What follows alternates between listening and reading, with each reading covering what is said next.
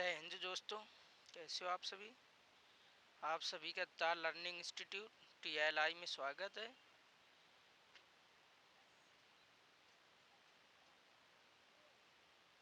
हम देख पॉलिटी में देख रहे थे।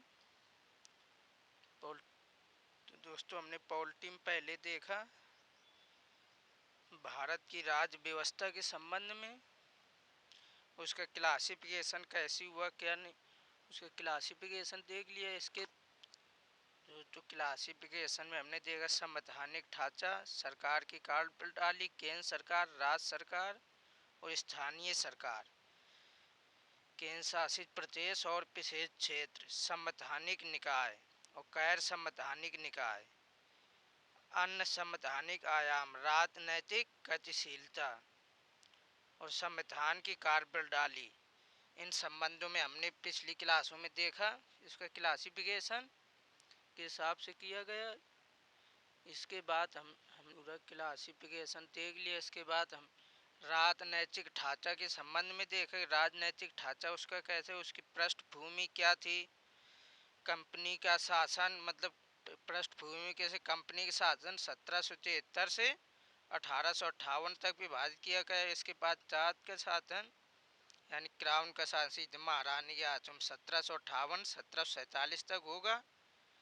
वो कंपनी के शासन के सामने 1773 का रेगुलेटिंग एक्ट देख चुके हैं। इसके बाद हमने देखा था 1773 रेगुलेटिंग एक्ट। 1773 रेगुलेटिंग एक्ट के बाद नेक्स्ट क्लास में हमने देखा था 1781 का संशोधन अधिनियम। 1773 के एक्ट को क्या रेगुलेटिंग एक्ट बोला गया था। इसके बाद 1781 का आया था संशोधन अधिनियम। इसके संबंध में हमने देख लिया। अब आज हम देखेंगे 1784 के एक्ट के संबंध में। 1784 में तो एक्ट आया, उसका नाम क्या था, पिट्स इंडिया एक्ट। 1784 के एक्ट का नाम पिट्स इंडिया एक्ट था। इसमें संसदीय नियंत्रण और बढ़ा दिया गया। पोर्ट ऑफ कंट्रोल की स्थापना की जाएगी 1784 के एक्ट के अकॉर्डिंग। और गवर्नर जनरल के अधिकारों में वृद्धि हो जाएगी। तो गवर्नर जनरल परिषद में 1776 के एक्ट में जो 4 सदस्य हुआ करते थे, तो अब गवर्नर जनरल की परिषद में 3 सदस्य ही रह जाएंगे। 3 सदस्य, एक गवर्नर जनरल हो जाएगा। हिसाब से चले।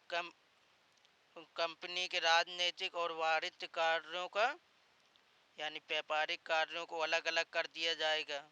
जो व्यापारिक कार्य थे वो तो निर्देशक मंडल जो 1773 के एक्ट में बना था उसी के अंतर्गत रहेंगे। और एक पोर्ट ऑफ कंट्रोल की स्थापना होगी 1773 के एक्ट से, जिसे प्रशासनिक कार्य यानी राजनीतिक कार्य उसे दे दिए जाएंगे। इस हिसाब से देखेंगे हम इसे। देखो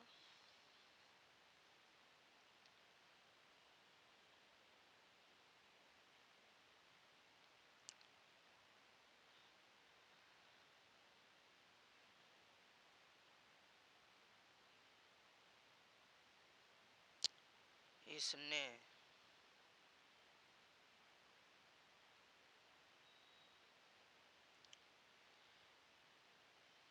कंपनी के राजनैतिक एवं व्यापारिक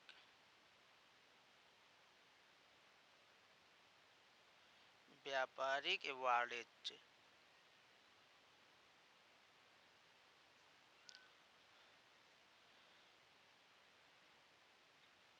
कार्यों को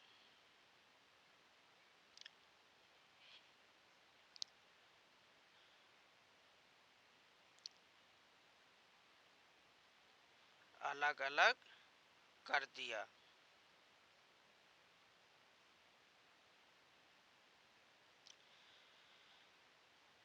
तो व्यापारिक कार्य से व्यापारिक कार्य ये किसके कंट्रोल में रहे? निर्देशक मंडल तो था, निर्देशक मंडल की। और राजनैतिक कार्य होंगे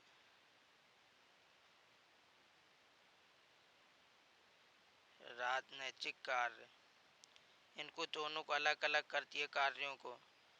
राजनैतिक कार्यों के लिए एक बोर्ड ऑफ कंट्रोल की स्थापना होगी, नियंत्रक बोर्ड की।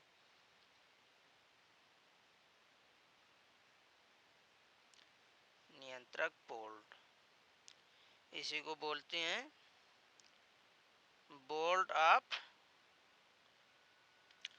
कंट्रोल।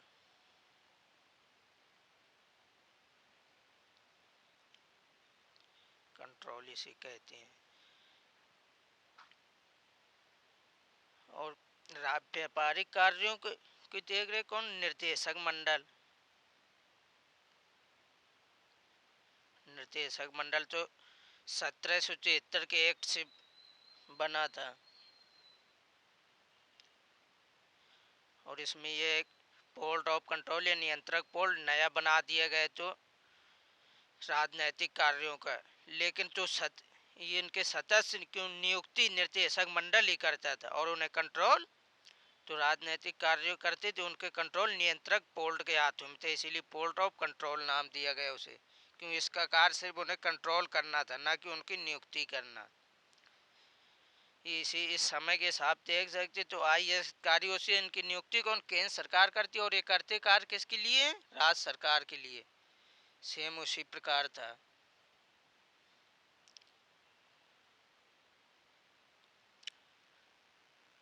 राजनीतिक कार्यों की इसी क्रम में देखेंगे। इनके बोर्ड ऑफ कंट्रोल के सदस्यों की संख्या कितनी? 6 होती थी, तो संसद से होते थे, यानी संसदीय नियंत्रण और बढ़ गया इसके अकॉर्डिंग। इसने गवर्नर जनरल के अधिकारों में वृद्धि कर दी गई। इसने पिट्स इंडिया एक्ट के अनुसार गवर्नर जनरल के अधिकारों में वृद्धि। अब अधिकारों में वृद्धि कैसी हो गई? गवर्नर जनरल और उसके परिषद में 1773 के एक्ट के अकॉर्डिंग 1773 में इसका स्वरूप क्या था? 1+4। लेकिन पिट्स इंडिया एक्ट के अकॉर्डिंग इसका स्वरूप हो गया 1+3, यानी गवर्नर जनरल और प्लस 3 अन्य सदस्य हो गए। ये 3 अन्य सदस्य और एक ये गवर्नर जनरल, यानी अब उसे किसी निर्णय के लिए तो उसमें 1773 के निर्णायक मत देने का अधिकार, तो अब यहाँ पर एक सदस्य को अपनी तरफ कर लो तो इसका काम हो जाएगा।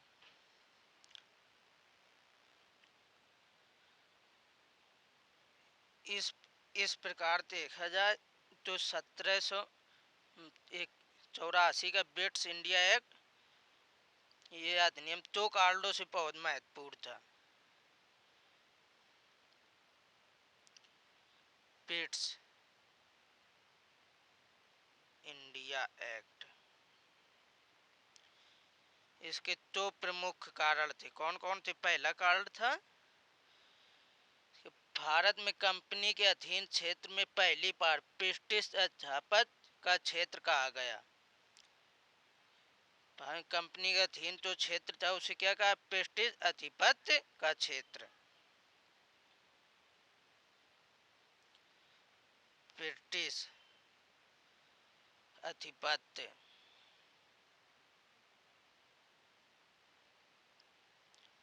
पद का क्षेत्र। और दूसरी महत्वपूर्ण व्यवस्था थी कि भारत में ब्रिटिश सरकार को भारत में कंपनी के कार्यों और प्रशासनिक कार्यों पर पूर्ण नियंत्रण हो गया। कंपनी के कार्यों और प्रशासनिक कार्यों पर पूर्ण